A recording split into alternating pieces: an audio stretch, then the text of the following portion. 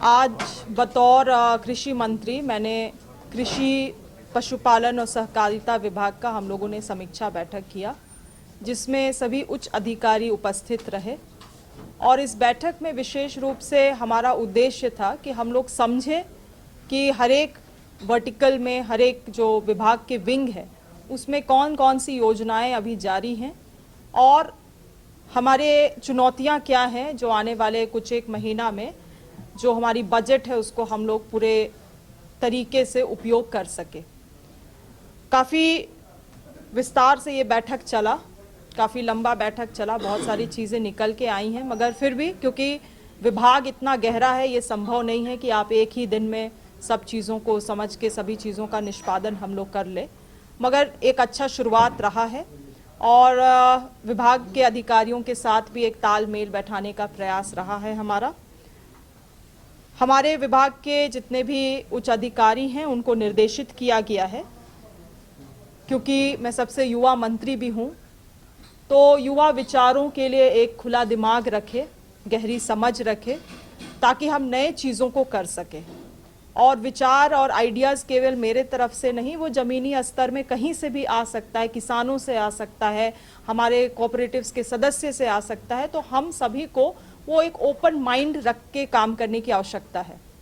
दूसरी चीज़ है, जितने भी उच्च अधिकारी हैं सभी को निर्देशित किया गया है कि सप्ताह में 2 दिन वो फील्ड में रहेंगे, अपने अपने विभाग के जो भी चलाए जा रहे कार्यक्रम हैं उसमें वो सप्ताह में 2 दिन उपस्थित रहेंगे, ताकि जमीन स्तर की जो चुनौतियां हैं उनको हम लोग इस बैठक में ला सके।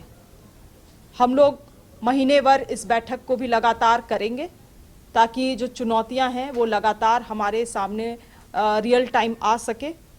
इसके अलावे उन्हें साफ निर्देशित भी किया गया है कि केंद्र सरकार के द्वारा चलाई जा रही कोई भी योजना जब झारखंड में यहाँ पे आएगी, हमारे कृषि पशुपालन और सहकारिता से संबंधित, तो पहले उसका समीक्षा हम लोग व्यक्तिगत रूप से यहाँ करेंगे।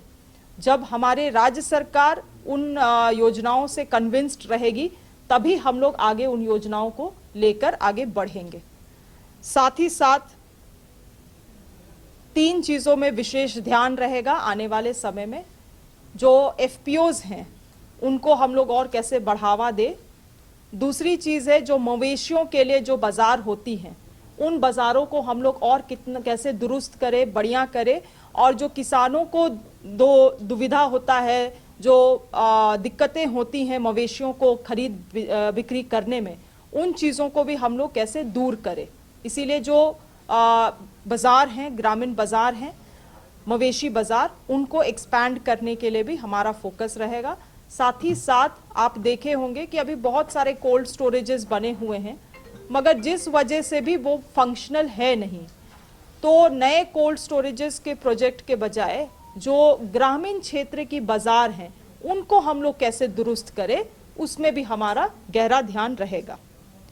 साथ ही साथ कुछ छोटे मोटे समस्याएं जो हैं वो भी निकल के आई हैं।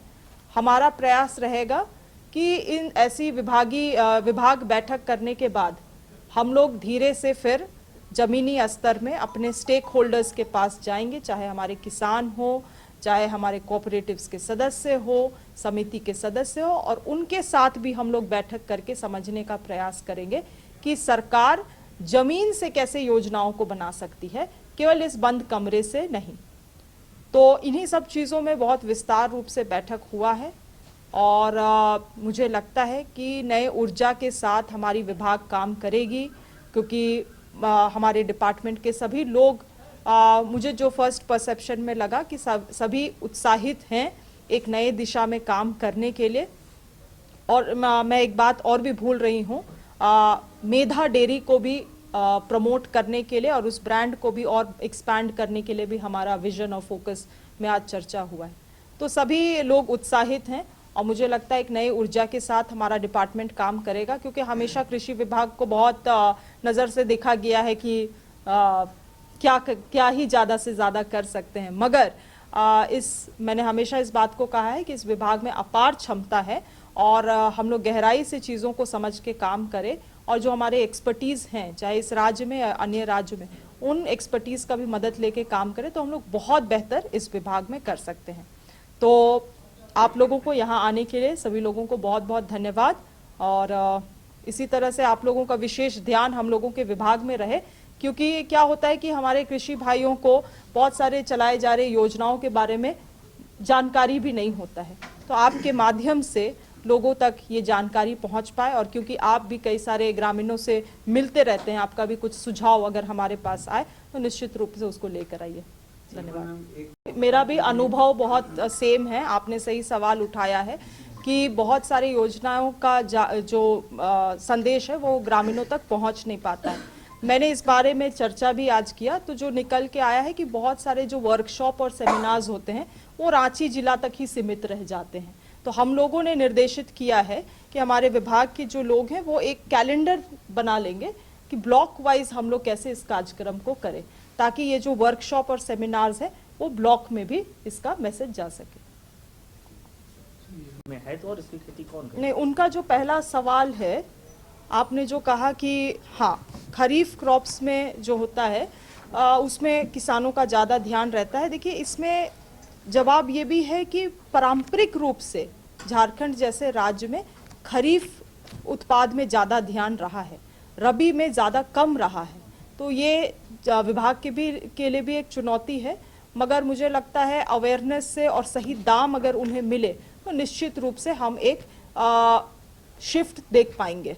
दूसरा सवाल जो आप कह रहे हैं आलू के बारे में, देखिए सही तरीके से स्टोरेज नहीं होना भी एक मूल कारण है कि लोग नहीं उगाते हैं, और दूसरी चीज़ है कि हमारे पास प्रोसेसिंग यूनिट्स भी नहीं है। आप आलू नहीं उगा रहे हैं, ना आपके पास स्टोरेज है, अगर आप आलू उगा रहे हैं तो ना आपके पास स्टोरेज है और ना ही आपके पास प्रोसेसिंग यूनिट है। तो ये उद्योग विभाग के अंतर्गत आता है, और इसमें भी हम लोग कुछ प्लान्स बना रहे हैं जो उद्योग विभाग को हम लोग प्रपोज करेंगे कुछ स्मॉल प्रोसेसिंग यूनिट्स के लिए। मान के चलिए उसी आलू को अगर आप चिप्स में बदल देते हैं तो शेल्फ लाइफ उसका बढ़ेगा, आप उसको बाद में भी उपयोग कर पाएंगे, वैल्यू भी ऐड होगा। 10 रुपए में आप आलू खरीद रहे हैं, 50 रुपए में आप चिप्स खरीद रहे हैं, तो वो वैल्यू भी एडिशन होता है। तो ऐसी चीज़ें हैं, इसीलिए मैंने कहा कि एक दिन में तो संभव नहीं है कि सभी चीज़ों का निष्पादन हो जाए, मगर विशेष रूप से इस बैठक से मेरा उद्देश्य था कि ऐसे माइक्रो चीज़ में भी नज़र जाए, ताकि हम लोग उसके अनुसार आने वाले वित्तीय वर्ष के लिए एक योजना बना सके। इसी बात को मैंने भी मीटिंग में रखा है कि हम लोग अपना बहुत सारा कैपिटल एक्सपेंडिचर जो है, जो खर्च है, उसको हम लोग कोल्ड स्टोरेजेस में लगा रहे हैं, मगर मैंने निर्देशित किया है विभाग को कि इन खर्च को हम लोग डाइवर्ट करके जो ग्रामीण क्षेत्र के बाजार हाट है उसको दुरुस्त करें, उसको एक्सपैंड करें। आप स्टोरेज हम लोग बाद में देखेंगे, जो सब्जी कम से कम मंडी तक पहुंच रहा है वो तो सही तरीके से हमारे किसान बेच ले, उसका प्रावधान हम लोग करने के लिए अपने फोकस में रखे हैं। मैम, यूरिया और मतलब किसान इस्तेमाल कर रहे हैं, देखिए आज अभी के समय में जो है यूरिया डीएपी जो है बहुत काफी नुकसान दे रहा है।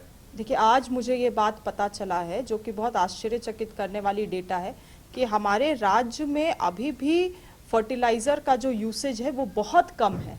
हम बहुत कम निर्भर है फर्टिलाइजर्स में। झारखंड ऐसा पहला राज्य है और यहाँ ऑर्गेनिक फार्मिंग नेचुरली हो रहा है, मगर हाँ इसकी अवेयरनेस बढ़ाने की ज़रूरत है लोगों को। आजकल क्या होता है, एक ट्रेंड भी है, किसानों को मालूम नहीं होता है, तो वो देख रहा है बगल वाला अगर फर्टिलाइज़र यूज़ कर रहा है तो मैं भी फर्टिलाइज़र लगा दूँ। ज़रूरत है नहीं है, मगर उसके लिए हम लोगों को हैंड होल्डिंग करने की ज़रूरत है, तो वो सब चीज़ों में भी ध्यान रहेगा। और जैसे कि मैंने पहले भी कहा कि जब ब्लॉक स्तरीय हम लोग ये वर्कशॉप और सेमिनार्स करेंगे तो मुझे लगता है ऐसे छोटे छोटे सवालों का भी जवाब हमारे किसान भाई तक पहुंच पाएगा।